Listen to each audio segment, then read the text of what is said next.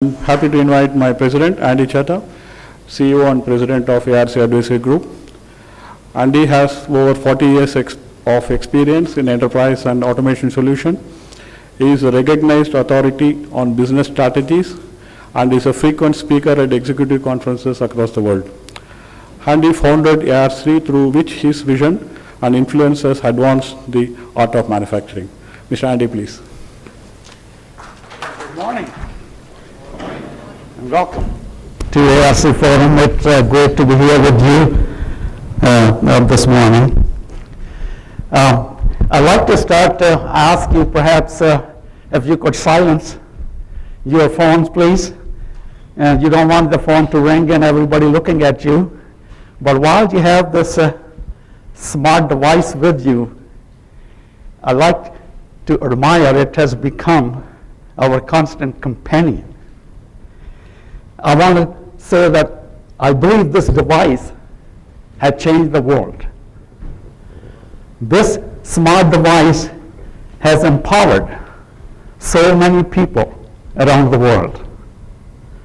Yeah, we can do so many things with this device. Not only that, if you look at it right now, most of the technologies are really being developed for this device. And this device has lowered the cost of the technology so much. Just for a few $100s, it can do so much. So not only now, obviously, we have become digital natives with this device.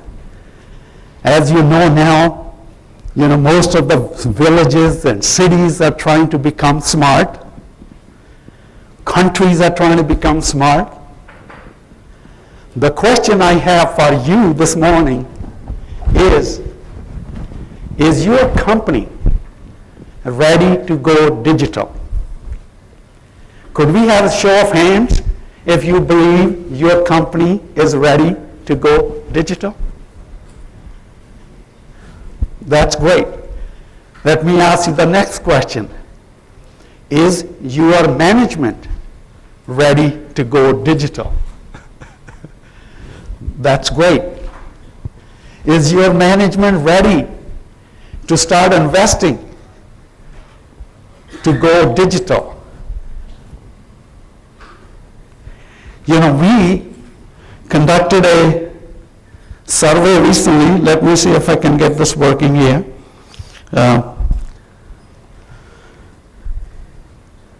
Okay. We asked executives around the world, what is most critical for you right now? How important is digital transformation for your company?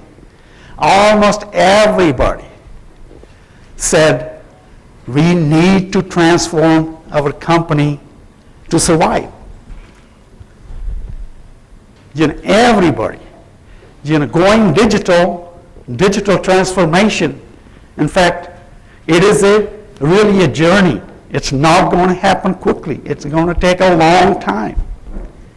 But, every company, you got to start now. Now, then we ask the question, why do you want to, go digital? Clearly, companies want to become more agile and everything. But the most important thing, executives said that they want to, transform. They want to change the business model for their company, because today you have to change your business model. You can see what's happening around us. I understand, obviously, we have how many folks do we have from the aerospace industry? We have quite a few folks from the aerospace industry. I think India should be proud. Recently, India launched, a record over 100 satellites and one payload. A new record. Space industry. Just think about what has happened to the space industry. The cost of launching satellites has come down, not just 20, 30%, many folds, Same thing, see what's happening to the automotive industry. Just yesterday I read in the paper that Volvo announced they are going to go 100% electrical by 2020. Just think of it, just a few years, the automotive industry is going to totally transform. Just think about it. Today's cars have several thousand parts. You take a look under the hood of electrical motor. One motor replaces, look how many parts. We have automotive companies. Earlier this year, we had a company executive from Local Motors speak at our forum. They are making cars with less than 200 parts. Obviously, when we talked about, smart machines, autonomous cars, this device, once you take it and make it part of any other machine, it makes that machine smart. Obviously automotive companies, they're putting this device in the cars. And you can put technology in this device just for a couple $100 in any machine, and you can make that machine smart. So transforming, coming up with the new business models is the key. You want to lower the cost many folds, not just by few percent. Now when you look at it, for the manufacturing companies, clearly there are two distinct opportunities for you. One is you start making your products smart by adding, certainly more sensors, embedding more analytics, intelligence, embedding more, machine learning algorithms, start making this product smart. Once you make your product smart, start thinking what you can do with it. Today, automotive companies really don't know who their customers are because they don't know who's driving their cars. They have no idea what's happening to the cars. Now you make any of your products smart, you can start establishing a whole new relationship with your customers. You know where your products are. You actually monitor the performance of your product. Once you do that, you can certainly improve your customers' experience with your products. You can constantly, upgrade the functionality of the products. You can do all types of things.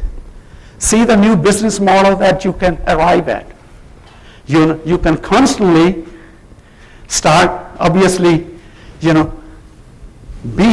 help your customers over the life cycle of the product. Now, certainly, second opportunity is what you can do in your factories and the plants. Certainly, as you start buying more smart machinery for your plants, you can start to optimize the maintenance. You can actually start monitoring the performance of your assets. You can actually certainly do predictive maintenance. You can learn hopefully when an asset or product likely to fail. Certainly you can also do a lot of things on the production side. Clearly many times, by the way, certainly some of you have been, have automated plants and factories, and you have connected, a lot of your assets together, and you've been doing some of these things. But you can start taking the performance of your plants another level.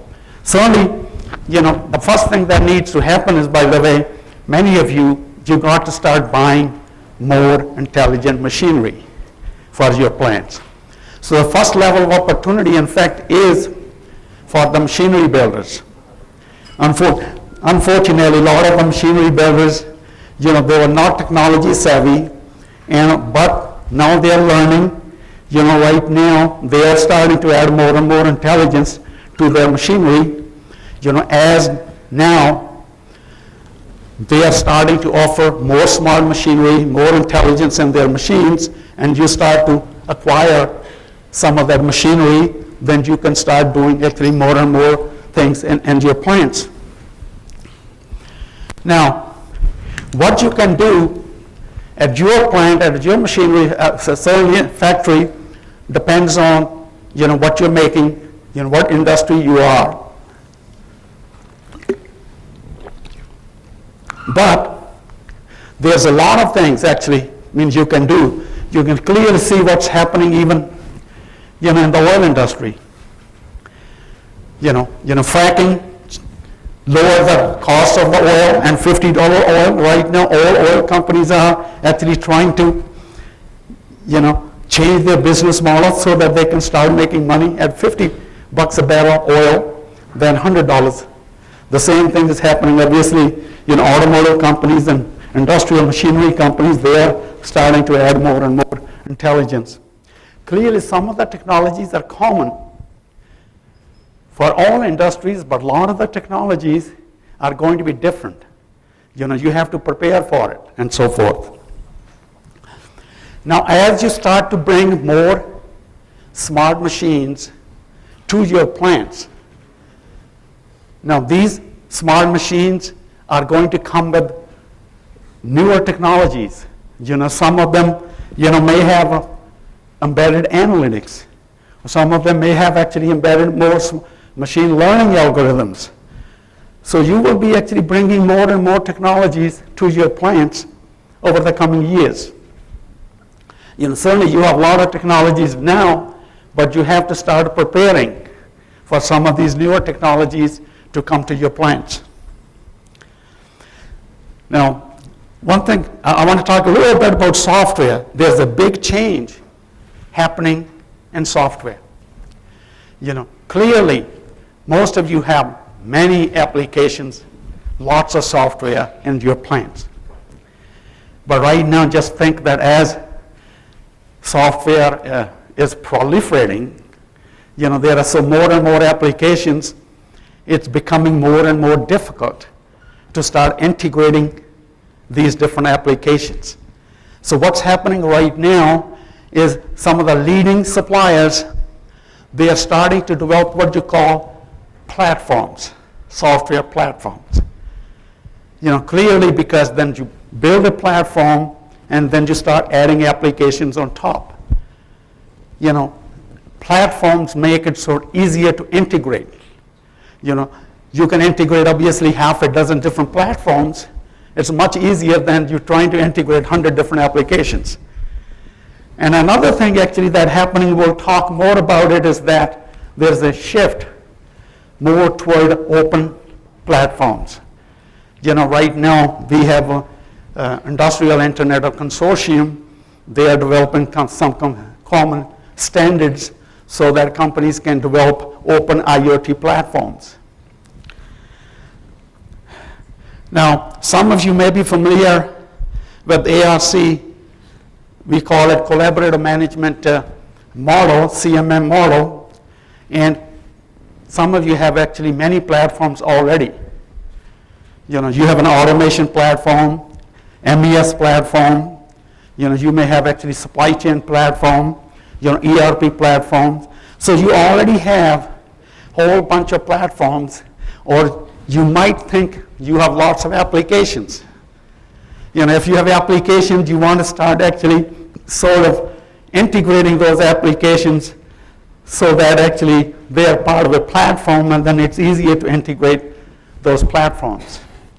But going forward, obviously, you have all those platforms, plus you're going to have many new platforms. You may have actually like a platform to manage all the mobile devices. You may have a platform for, obviously, connectivity platform, or maybe cloud application platforms. Going forward, I think the biggest one of the important decisions you have to make is what hardware and software platforms you want to bring into your plants. Now, another thing that's happening is obviously you've been trying to integrate IT and OT into your plants, but unfortunately most companies still have separate IT departments and operations departments and maintenance departments and engineering departments. But all of these technologies are coming together because for you to become a digital enterprise, you really have to integrate all of these different domains together. To benefit from these newer technologies, you have to integrate all of these technologies together. You have to start all the way from, when you designed your plant or a product. You have to actually bring all of that data so that, in the plants, you can optimize your operations based on the design, specs of the product or process. So you have to again add intelligence to your products. You're selling the products to the customers. You want to take all that information. You want to have a single version of the truth all the way from the beginning to the end. So you want to start thinking about integrating all of these different domains and different technologies going forward. Now, since asset management is so important for all manufacturing companies, I'd like to talk a little bit about asset performance management or APM maturity model. Most companies are still currently obviously doing reactive maintenance, and some are doing preventive maintenance or condition-based and so forth. And then obviously you can go up to predictive maintenance and prescriptive maintenance and so forth. So you can start actually moving up. We did a survey and we found that most companies are still doing reactive and preventive maintenance. A few are doing actually condition-based monitoring and so forth, but very few are doing predictive and prescriptive. Now, also, many surveys been done, and what companies have found that over 80% of the failures happen random. You may have done preventive maintenance on a machine last week. It could fail next week for some reason. Because most of the failures are random. Reactive, predictive, preventive maintenance really doesn't help that much. You have to move to predictive and prescriptive type of maintenance techniques to really eliminate the failures in your plants. Certainly, predictive analytics are good if you're trying to actually, predict when a specific asset will fail. But if you want to optimize the whole process, you have to start thinking about even moving to the next level, prescriptive analytics and so forth. Now, let me ask you, how many of you have heard an initiative recently started by ExxonMobil called Open Process Automation? Anybody? Okay, a few of you have heard about this. Recently, last year at ARC Forum in Orlando, ExxonMobil started this initiative. They call it Open Process Automation Initiative. And we will talk a little bit about it. There some of the motives are, as ExxonMobil has over 30 refineries around the world. And most of these refineries were built back in the 70s and 80s. So most of the control systems on these refineries are now over 20 some years old. And they have to start upgrading these automation systems. Now, ExxonMobil, now they think that certainly these control systems they bought 20 years ago, they lasted, 20, 25 years. But they know the next automation system, next control system they buy, it's not going to, technology is changing so far, there's no way, it's going to last the next 20 years. And also upgrading these systems are so difficult. So they want to actually move to a sort of a system that they can actually incrementally upgrade over time. As the newer technologies come, they can incrementally upgrade. So they started this initiative, and also, by the way, this initiative, they hired a company called Lockheed Martin to beta test, a system for them. And because they hired Lockheed Martin because they had done something similar for the aerospace industries. U.S., obviously, Department of Defense, about a decade ago, they realized that, systems that buy in an airplane are so complex, and they need some sort of a standards so that all the different suppliers could build to that standard. So they came up with open up systems, and they're trying to do something similar here.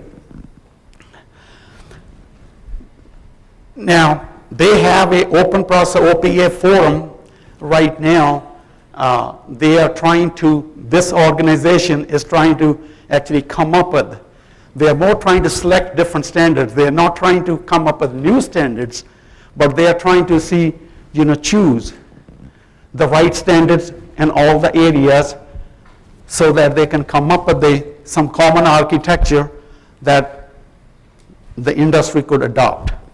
And this work is currently going on. There's a lot of members, a lot of companies are participating, and they're trying to obviously define the architecture. I don't know if many of you know an organization called Namur Open Automation, Namur organization. It's an organization actually in Europe.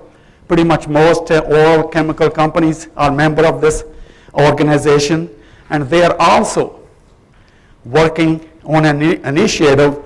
They call it actually Open Automation Initiative for Industry 4.0 in Europe.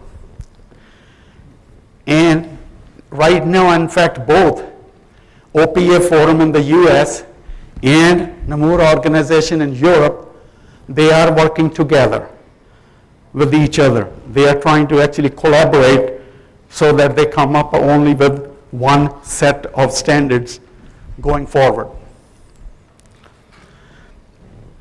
I want to talk a little bit about, digital plant. Most of you have obviously your control system, your automation system, and obviously at the business level, you have business systems and so forth. And right now, most of you have integrated your automation system with the business system. And what I want to actually mention to you is that you can, even though, you certainly don't want to upgrade the control system and so forth, but you can start taking advantage of some of the technologies available today. For example, some of your big assets, you can start connecting them directly to the cloud. Many of the devices that come today, they come with two interfaces. And you can certainly connect one to the automation system, but using the other one, you can connect that device directly to the cloud so that you can start monitoring the health of that device and that machine. And certainly, if connecting to the control system can be very expensive, but with the technology available today, fairly inexpensively, you can start bringing some of the monitoring signals directly to the cloud where you can actually do more analysis and hopefully predict the failures of some of these assets. I'm hoping that some of the other speakers will actually talk more about this, and you can start taking advantage of some of the technologies now. And if you like, you can certainly share the equipment or the machinery data with the suppliers. There may be some issues, some problems that your people can't, understand, can't fix. Your suppliers can help you if you start sharing some of the data with your suppliers. Now, what is a digital enterprise? Certainly every company is going to have their own definition, but we have a simple definition. The number one, you got to start with your customers. You want to improve your customer experience, how you can help your customers. And you can certainly, right now, you have to start thinking about how you can actually change your business model, how you can transform your operations, all the way, from your supply chain to your plants, to the customer service, and so forth. And you want to constantly, now you have a lot more information. You want to constantly, gather this information, analyze this information. You want to predict where you're going and what's going to happen, and how you can actually improve your processes. And certainly going forward, you want to increasingly look for more and more open and secure hardware and software platforms. Clearly all of this, by the way, all this going on right now, number one challenge for our industry, and in fact, number one challenge for technology today is cybersecurity. And unfortunately, most of the products you have in your plants or you're buying today, they're really not designed from bottom up with cybersecurity protection, embedded cybersecurity protection.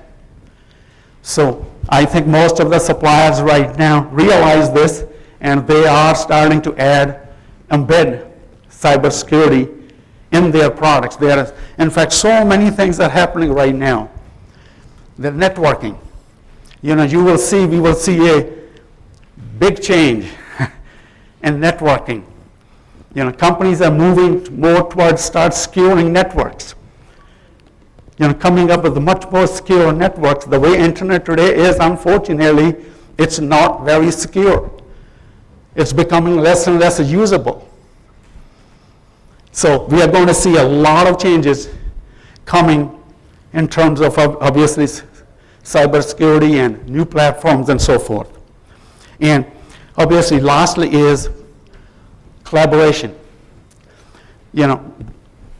Transforming your operations is not going to be an easy thing, and you're going to need a lot of help. You need to work with a lot of partners. Now, here are actually a few steps what you can do on the journey to become a digital enterprise. You clearly right now, every company need to take inventory. What kind of technologies you have in your plants? You need to take a closer look. Not what you want to do something today, where you want to go. So you want to start looking at different business models. Right now we are operating in a very global world. Companies in different countries, in different regions, and your industry, learn from companies in other industries, what they are doing, how can you do that? So you need to do a lot of soul searching. So clearly you want to assess where you are today and where you want to go. And then pick some high potential, high ROI areas where you want to focus, where you want to start. And certainly then you need to pick very carefully, what technologies and platforms you want to standardize on to move forward. You want to look at your business processes. You can't bring just new technologies to your plants. You're going to have to change your business processes entirely. You're going to have to come up with, new business processes. You have to actually, a lot of this, you have to train your employees, your people, You certainly need to plan projects and clearly select the right partners you need to work with. Clearly, manage the projects, execute them successfully, and learn from them, and then take the next projects and so forth. So there's a digital transformation to become a digital enterprise, going to take many, many years. And you're going to have to do a lot of planning. You're going to have to take a lot of risks on the way. But, you got to start now. That's what I like to leave you with. Thank you very much.